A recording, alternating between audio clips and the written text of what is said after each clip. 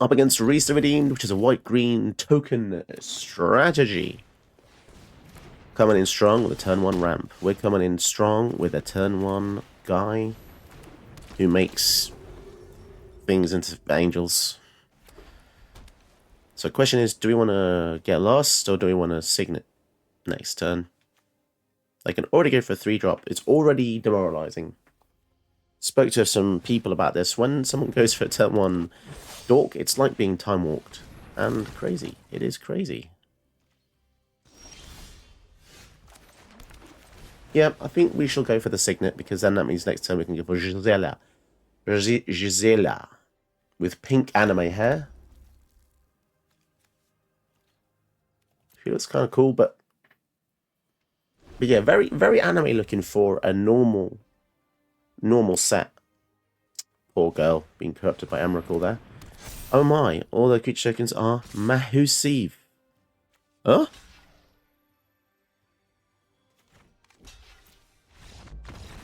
Okay. I don't really understand what happened there, but they didn't have to do that. Hello, welcome to a brand new video. Today we're looking at Saint Elenda. Now this one has really slipped the net. I don't see anyone talking about this or using this, but essentially it's a mono-white version of the Elenda card we kind of know from before, the white-black one that makes vampire tokens. Looks like she's dead or become a saint somehow. Either way, she has turned into something very, very strong, because you basically get a free spell out of it. And cards that traditionally get free spells out of it, you know, they normally spell trouble. In Saint Elenda's case, you either get Inspiring Cleric, Invoke the Divine, Ritual of Rejuvenation, or a Faith's Fetters. All of them have their own uses and are all really cool. So when she comes in, she gets one of those that you can cast for free, which is epic. And on your end step, if you gain life this turn, you create an XX avatar, where X amount of life you gain. It's just pretty cool. I think this is pretty fairly costed. 7 mana is a lot, but if you get her out, then sometimes one cast can be enough, especially if you're going against anything with red in it. Red-green is especially good against. Mono-red it's really good against. And the way to abuse this is obviously with stuff like Gandalf, Elish Norn, Panamonican, and Remy Throne to just double those triggers, so you get a bit more selection, a bit more usage out of it. It's a bit of a shame she's got such low power, only 4 power, but the lifelink does make a huge difference. The deck is like a mishmash, really, of... It's kind of got like some really powerful angels, like the Gisela and Bruna combination, just because I just wanted to have a bit more... Just something that can end the game, basically. Mono White doesn't have too many things that strike out that win the game. But then we also have a little bit of stuff that cares about life gain early on, with Heliod and Voice of the Blessed. There was a little bit more life gain matters, but I found that this is more of a control-y build. We want to just wipe the field clean before she hits. It's not going to be easy because it's a very aggressive format, but if you keep the board clean with Day of Judgment, Wrath of God, we also have Divine Purge to clear a lot of the smaller things, and as a Silex, which is going to help a lot. Clear the fields, make way for St. Elenda. She can use one of her removal spells she gets, or life gain, or destruction, or anything, just to progress the game in your favour. But yeah, it's a really cool deck actually. I really enjoyed this. Mono white can be quite tricky. It's a shame that it's digital only. That's the only downside. Something I learned from this was just out of randomness, Wrath of the Skies. If you just pay 2 mana for Wrath of the Skies, this actually just destroys all tokens, which was crazy because I was facing a Roxanne player, and they must have had about 2, 3, 4 meteorites out, as well as some token creatures. So for 2 mana, I just blew up all of that stuff, and I was like, damn, that's actually pretty cool. So if you're desperate, Wrath of the Skies is really an incredible board wipe, and I think it's going to go up in people's estimations. 2 mana to kill tokens is really excellent. It's such a supremely good ability. And if you were wondering, by the way, we have 1 Featherstrand in the deck just so we can fetch the Gate of the Citadel, because it's just a tiny bit of utility you can kind of get out a bit quicker. I know there's more fetch lands and more other things, but I just thought I'll just throw one. It doesn't matter too much. Yeah, I think you'll like this deck. It's pretty good, pretty strong. But yeah, just cheating spells in, always spells danger. Let's see how well we do today. Huh. What is it, Otacon? Hey Snake, have you thought about getting some more subs and some views? Yeah, we could do some new subs. How are they gonna do that? Yeah, you can just do that below. Go ahead and click like and subscribe below. Okay, so the only reason I'm actually keeping this hand is because the Urza Silex is going to be great against Bonnie Pal. Because Bonnie Pal wants to ramp, it wants to get lots of permanents out, a big old cow, a big old thingy. So I'm wondering if I should play anything at all. Probably not. We know that we want to go for the Silex. Burrow is going to give him some ramp. So actually, maybe we go for the Lord Warhound next turn. Just so we can keep up with the mana. That's fine. It was tempting to go for the Silex, but maybe having the Silex a bit later is better, just because it's more of a surprise. I don't know. We'll see what goes on here. Because people normally have ways to disrupt artifacts and enchantments. So maybe playing it out too early will reveal too much. Did they miss a land drop?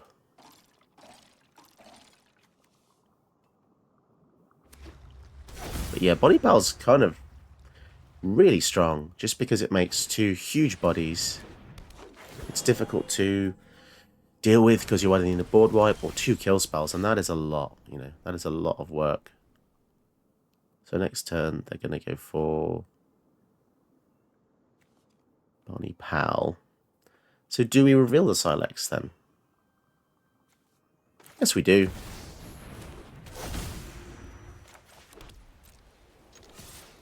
Might as well swing in. No other way of getting past the 1-1 at the moment. So let's clear the field. So they've played their 7th land and they've gone for a Kogler. Well, I guess we are forcing ourselves to do this. Which is interesting why they've played a 7th land.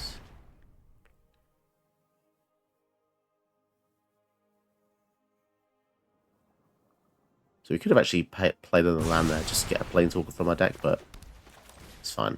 We'll go for the Griffin Airy here.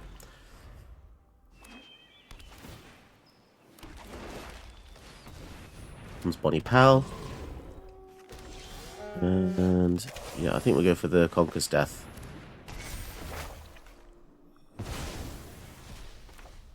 Slow them down a bit. And then next turn we can go for Saint Elenda.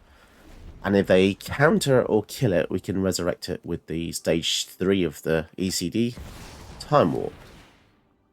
Huh, okay. I mean, that does 14 damage, to be fair. So... well, 15 actually, because it goes up, doesn't it? Damn, son. And they're going to get Bonnie Pal again. But they lose a cow. So... we'll see about that. How much of an impact that's going to have. Let's go for Faith's Fetters.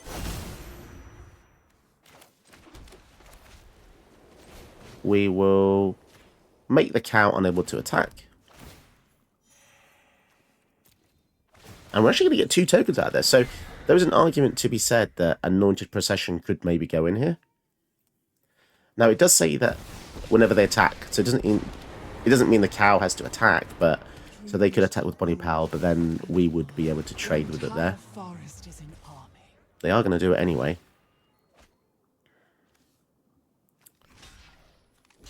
Sadly, they can't actually kill the Saint Elenda, which in a way is annoying because we want to return it with the ECD, but it still works out fine because we're going to get the Lord Warhound and the land. I think. Day of Judgment. +1. That's got a reach. So, what we will do is Divine Purge, which at that moment in time is really quite crazy.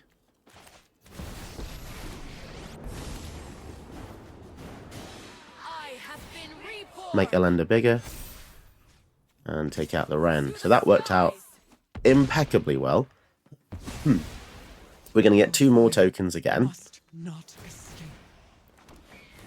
Excellent job there. And if they... worst case scenario, they, I guess, gain control of Saint Elenda. That would be bad, but then we have Day of Judgment, so... Because if they bounce our stuff, I'm not really too bothered. We can redeploy them, and we get more ETBs off of them. So that's good. They can now go for Uro, which isn't too problematic. We have a 6/6. And yeah, the Griffin Eerie is really cool. This is such a cool card for 2 mana. Getting 2/2s every turn is just really good. Settle the Wilds just gives them a land here. No extra card for them.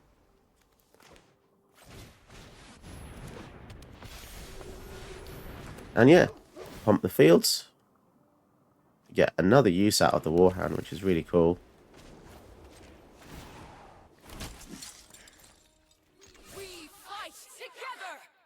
They are going to... They're going to trade. That's kind of weird. But, I mean, I'll take it.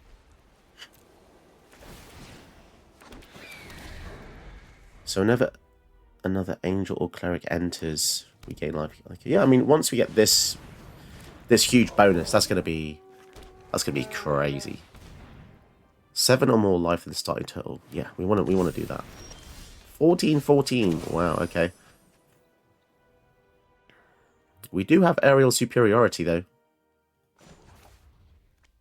Do we want to get more life?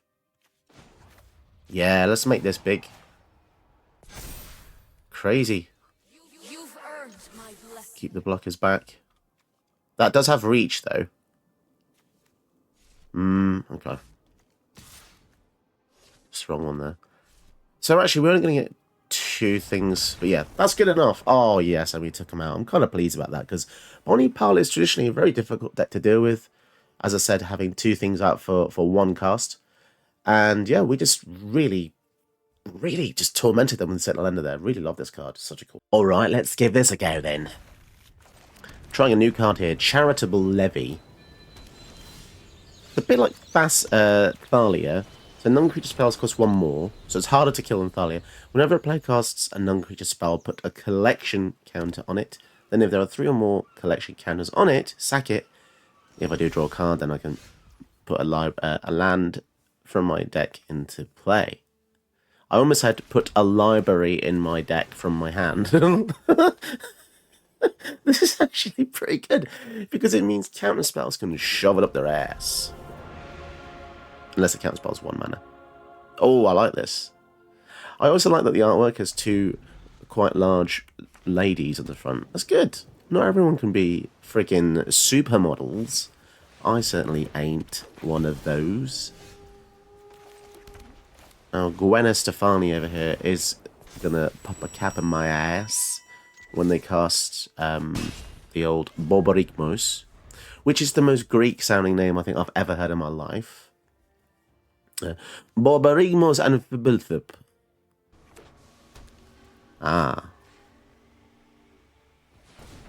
Enters. Draw a card, then you may discard any number of lands. When you discard 1 or more cards this way, deals twice that much. Oh, they're just slow rolling it, I guess.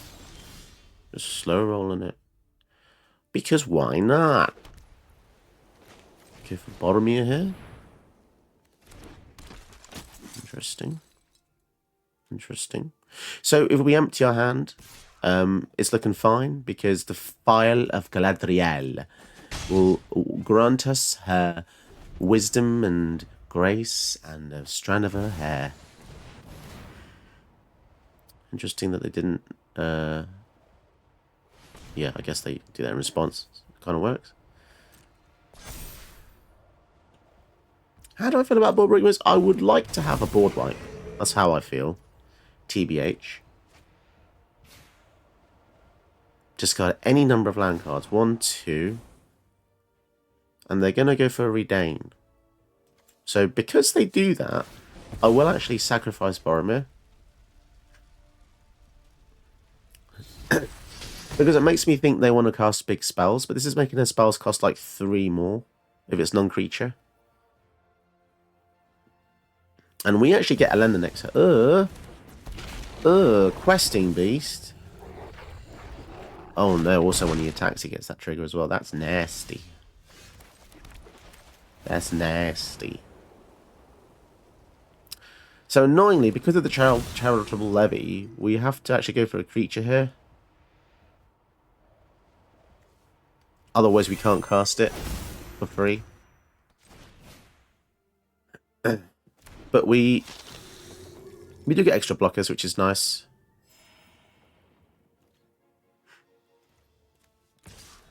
I'll say the other annoying part is that if we keep drawing lands, we're not ever going to get extra cards from the file. We need to get rid of these lands.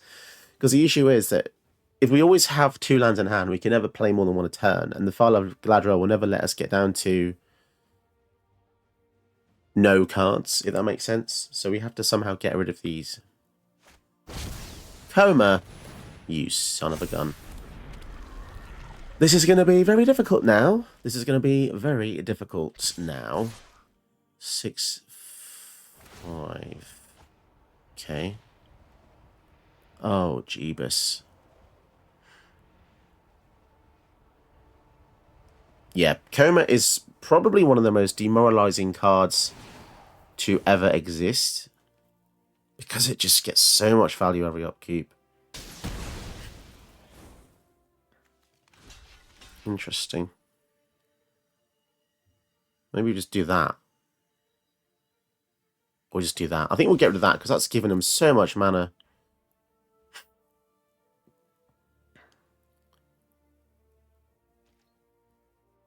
Yeah, that Gwenna has actually pushed them to limits, and I just don't think I can beat anymore. Because this Coma is going to just eradicate. Oh, no way! We literally drew an answer.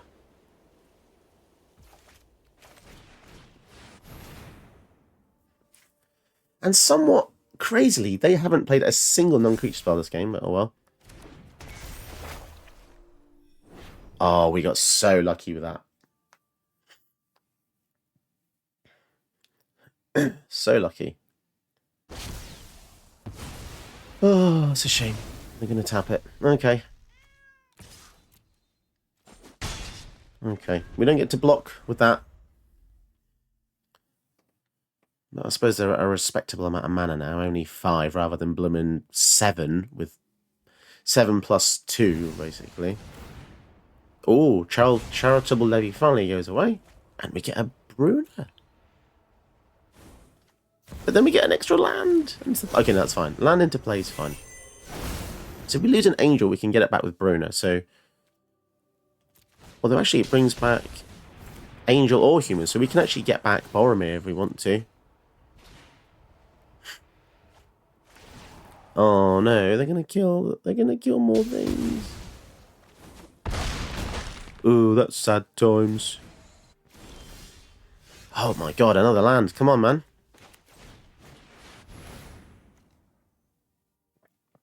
Okay, so he comes back.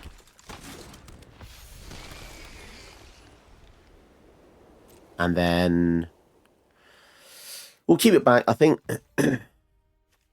it's pretty likely we block something like the Questing Beast or something. But yeah, the fact that Borborygmos... The thing is, Borborygmos keeps discarding lands. So they're like torn between playing them and discarding them. Uro. Oh my goodness, why do I keep seeing Uro today? So I've got a couple of nice case scenarios going on here. Whatever we lose, we can potentially get back with the ECD. So if Elenda dies, that's actually fine. The fact we have 2 7 toughness creatures is pretty good. This has vigilance as well. Oh, they're actually not going to attack. Okay. Interesting. So we'll get back Redain.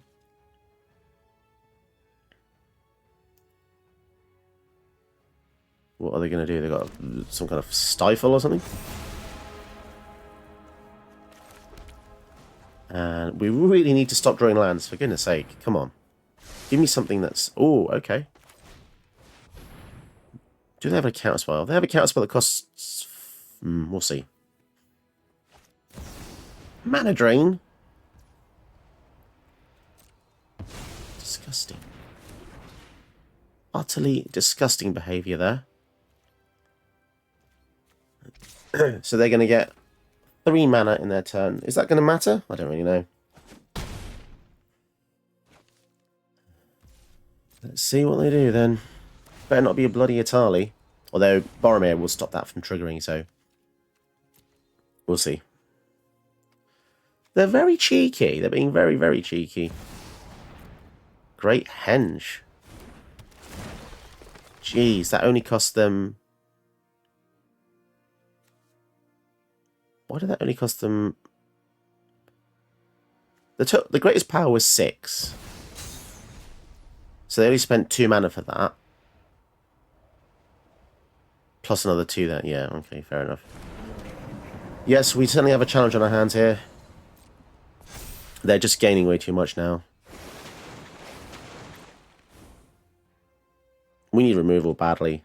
At this point, I would take a board wipe because then Boromir can save our team.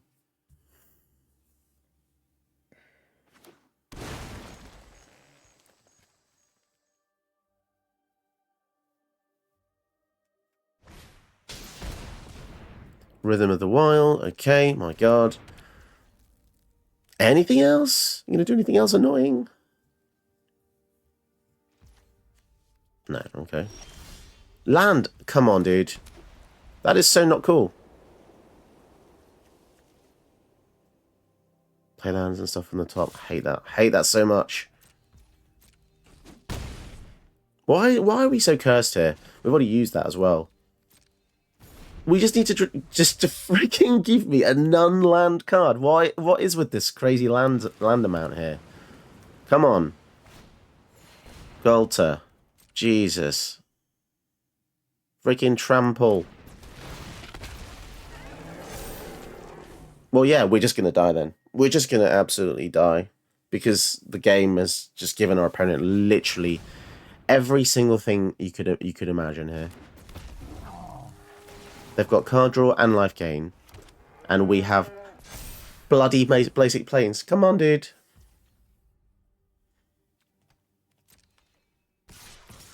Jesus Christ. Not much I can do about that, is there?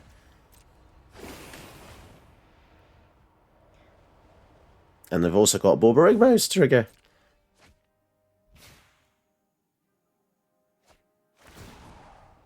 Four damage to Redain. Well, we might as well do this. Yeah, we're just dead.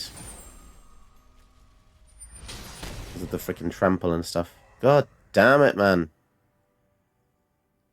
God damn it. It's like every ability you could ever imagine. Draw card, gain life, counters, haste, riot, draw, discard, play additional lands, get an extra token, place off the top of the deck. It's the worst. It's the worst case scenario.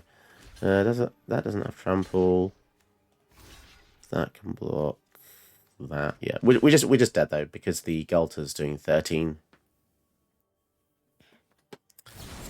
Oh, and the Brazen Burrow as well. Of course. So we don't gain the life from there. Yeah, it's just one of those games, guys, where it's just the nature of the game. Like sometimes there's nothing you can do. Nothing you could do. Okay, let's go. Facing Radagast, the Brown Sound. So he's over there just doing farts, and probably worse after last night's curry. And we're over here going with dudes that get bigger when they get more life. So this is going to be hopefully pretty good. The Incubator is going to make our Angel... Sorry, I keep saying Angel. She's not an angel, but she bloody looks like one, I'll give you that. So we want to go for Cleric, because I did a bit of recon in the deck edit, and I noticed there was more Clerics. Then... Well, it's not even that, it's because Elenda is a Cleric. So I wanted the commander that cost 7 to be cheaper, clearly.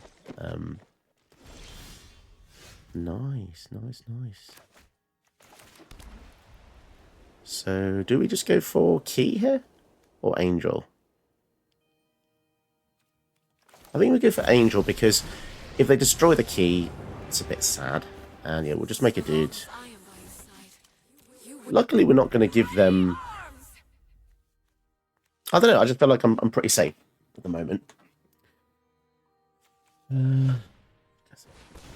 Okay, playing some stuff that's not too common. Oh, okay, loads of little creatures. Lots of little creatures there. If they attack in, we probably just block, right? Just to gain a life. They're going to do it. They're going to do it. So we're going to do that. So Elspeth will take 2, but we will kill the diamond mare. Oh, what a mare. Nice. She gets a bit bigger. And now we go for St. Elenda. Which is pretty epic. For 5 mana, that feels pretty good. And I think we will draw a card. We could have killed the Corsair there. We could have killed the Corsair. Maybe we should have. Maybe we should have. Now, normally, that's got Death Touch. So, I'm actually not going to attack. But luckily, yes, we have a free token. And we have a 1-1 to block the Scorpion. So, and they got themselves a land. Now, I suspect that if they didn't get a land there, they might have actually quit. So, we do get ourselves a game. Which is a nice thing to see sometimes. Sometimes, it sounds counterintuitive, but going really hard on someone means you just don't get to play Magic. Like turn 1 Dark Ritual into Liliana. That just ain't really fun, is it, if someone quits? So having a fair game, I think, is more fun. Now, they have a Creative Behemoth, but they only have 4 mana, so it's not too bad at the moment. What should we do? I think now we kill the Corsair because I'm terrified of Creative. They've cast a Commander. They've had their Commander fun now.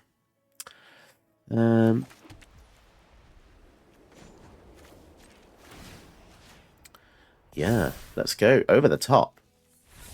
Oh, come on, Eileen. You could have stayed a bit longer. Did you know that you can help my channel by watching another one of my videos? Go ahead, you know you want to.